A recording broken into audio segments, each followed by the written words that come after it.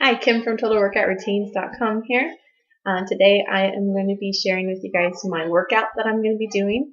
I'm going to be completing a body weight circuit from our home workout program. The day that I'm doing from that program is day 33 in week 5. And if you guys have any questions at all about this particular workout program or any of the other ones on our site, please go ahead and type them in the comments, and myself or Lance will answer you promptly. So here we go. Thanks.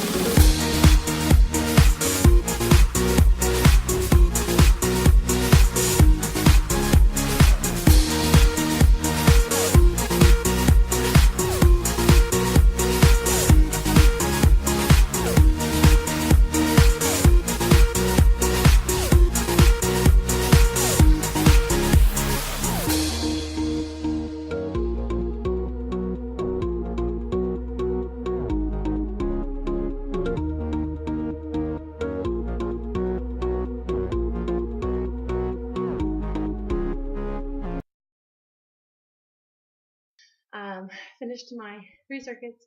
The last exercise of the last one, I started doing more hip thrusters. I got distracted and then forgot I was supposed to be doing dive bombers, so that's what that mistake there was.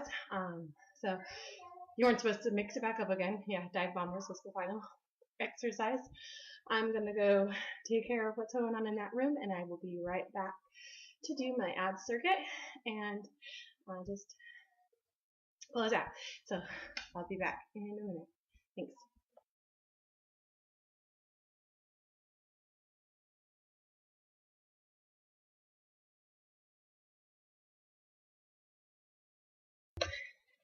Okay, I'm back from that brief intermission.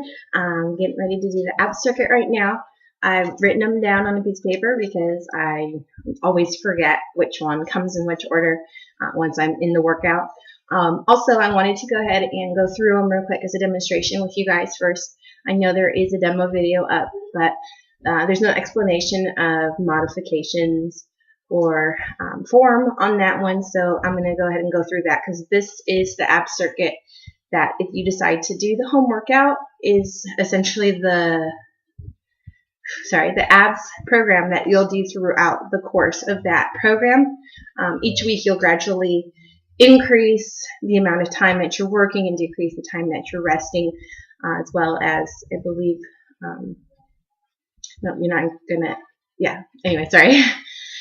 Basically, your intensity in this is going to grow because as you get more proficient at these exercises, you'll be able to complete more reps of each of the exercises within the same time frame. And then each week you're going to continue bumping up the amount of time you spend on the exercise or decreasing your rest time between them. So if you are just embarking on this and you decide that you want to do the home workout, please evaluate your current level of fitness. And I highly recommend that you start in week 1 and then work your way up till you get to the whole way through it. So anyways, let's go ahead and get started on these exercises. We're going to start with a full body crunch. And what that looks like is you're going to lay flat on your back. You're going to extend your arms up, out and over you, and your feet completely straight on the floor. Okay, then you're going to take this movement and you're going to lift yourself up into a full crunch. And then you're going to extend all the way back out, keeping your arms and your feet from touching the floor. You want to come down about 6 inches, stop here, and then pull back in for the next crunch, making sure that you contract your abs at the top of this movement to get maximum results from doing this exercise. Right, so again, you're going to extend fully out, and then crunch all the way up. Good. The second exercise in the series is the bicycle crunch. It's pretty standard. It's pretty simple, and you've probably seen them before. You're going to be flat on your back like this again. Hands are going to go behind your head. You want to rest your head into your hands, not pull on your neck when you're doing these exercises. Otherwise, you're going to hurt your neck. So you want to make sure your arms are just holding themselves, and you can rest your head into those hands that are folded behind your head. If you find that you're pulling on your neck, you may want to just keep your hands by the side of your head but not clasped behind it. That way you're not inclined to pull on your neck. All right, for this one then you're going to put your feet up like this, parallel to the ground. And then slowly and control through the movement, you're going to pull one knee and one elbow together while extending the opposite leg. Then you're going to rock back and repeat on the other side. Okay? You don't want to go really fast through this movement because you're not going to feel it as much. You're not going to get as much benefit from the movement. So controlled, slow, you can get a good rhythm going, but you want to make sure that at the top you're contracting your abs and that you're fully extending that opposite leg while bringing your knee and elbow together. Okay? Third on this circuit is going to be the straight leg reverse crunch. Pretty fancy sounding. It's not that exciting. You're again going to be laying flat on your back. This time your hands are going to be flat at your sides here. You're going to have your legs extended straight out in front of you. And then in this, you're going to be lifting your legs up, rocking your hips off the ground, and then lowering back down. Straight. When you come down, you want to keep your feet 6 inches from the floor. You can keep your head rested back on the ground this way. And make sure that you're lifting your legs using your abs to pull them up and to lift yourself off the mat, pushing your hands into the ground. You don't want to just use momentum to swing your legs up. You want to be using your abs and contracting them to get the lift. That's right there. It will be much more difficult if you focus on using your ab muscles to slowly lower your legs and carefully control. Bring them back up. Okay, pressing down. Next is the froggy crunches. These ones you're going to start sitting with your knees right in front of you, feet together, hands on the front of your knees. Then you're going to slowly rock yourself back so that your feet are off the floor. And you're sitting balanced on your sit bones. Keep your arms this way. And then what you're going to do is you're going to extend your feet out in front of you and open your arms wide at the same time. I'm very close to the wall, so I'm going to hit it on that side. I'm going to scoot over. So let me just show you what a couple of those look like real quick. This one uses a lot of stabilization in your core while you're also lifting your legs in and out. So it's pretty challenging movement. You want to work on being able to get it slow and controlled. At first, when I started doing these, I would just fall and my feet would drop to the ground before I could even do one. It took a really long time to get to the point where I control myself through the movement. Don't worry if you're in the movement and you come back to here and you have to rest your feet on the mat before going out for the next one. But you want to try to work up to a place where you can do these continuously without touching your feet to the ground. So it's going to look like this.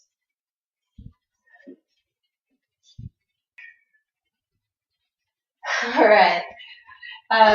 The next one you're going to be doing is the wide leg sit-up.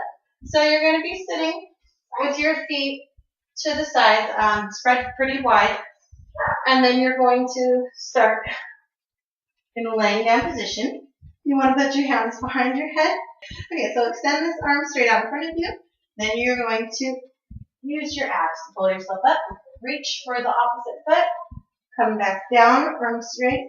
Put it behind your head and opposite side. Okay, so you're going to just repeat this exercise, movement, doing as many as you can during the time frame. Good. Next is the side plank crunch. This movement is pretty challenging. If you find it's too hard for you, you can just go into a side plank and hold back for the same length of time and just not do the crunch part. We're doing a modified side plank, which starts down on your elbow. So you want to go up like this and put this hand behind your head. And then you're going to slow and control come over, bring your elbow down, and then back up again. And that's a side plank crunch. Okay, nice controlled movements. You want to keep your body tight and straight. Keep your abdomen sucked in. And just maintain a nice level of tension through your core through this whole movement. Crunching your abs at the stand part and then fully extend at the top. You're going to do that for 30 seconds on each side. So start on one side, do 30 seconds, or switch sides to the other. Then the final movement in this circuit are the Russian twists.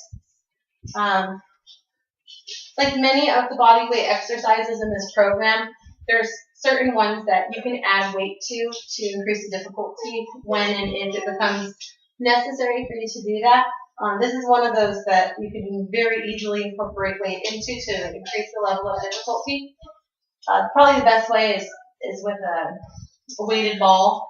And the Russian twist is going to look like this. You can start with your feet on the ground when you're first beginning these.